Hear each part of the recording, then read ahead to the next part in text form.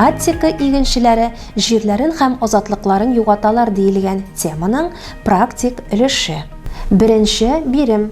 Таблицадагы буш урыннарны тутырыгыз. Аңлатмалар тәкъдим ителгән терминнарны язарга кирәк.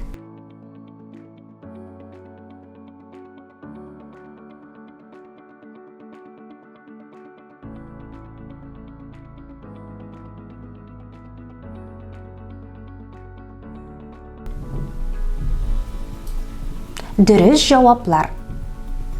Полис айрым өлкәләрдә зур булмаган мөстәкыйль шәһәр, дәүләт.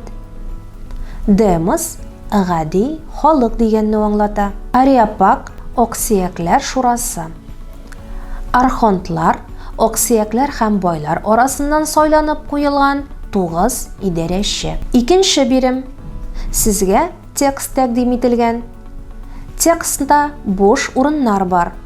Әлеге урыннарны тутырыр өчен сүзләр аскы өлештә күрсәтелгән. Җөмләләрне тутырып язарга.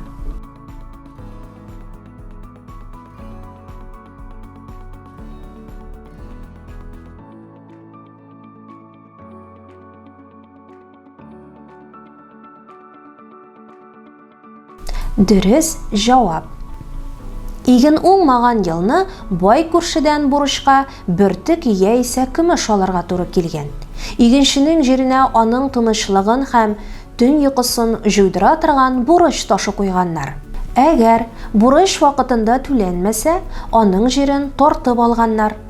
Ул ихтыярсыз байның батрагына әйләнгән. Азык һәм кием хакына аның җирен сөргән, йөзем сыккан, зәйтүн җимеше җыйган. Өченче бирем. Зәйтүнне ничек һәм кайларда кулланганнар? Сезгә беренче җавап тәкъдим ителгән. Калганнарын язарга.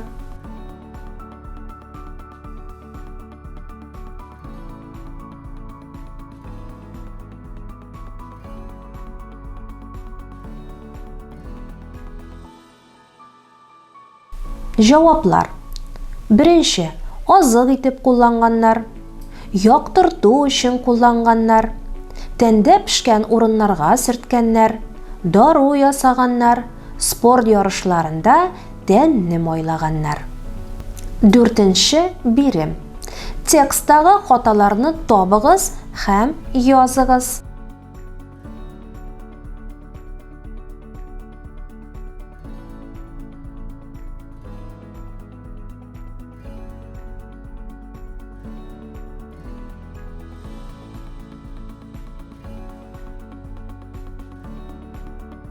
Җаваплар.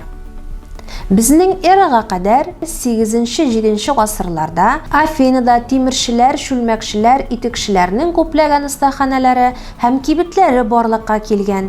Үсә барган шәһәр халкына көннән-көн күбрәк икмәк кирәк була.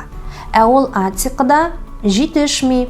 Аттика игенчеләре җир азлыктан һәм туфракның уңдырышсызлыгыннан кырларда кырлыклардан интеккәннәр.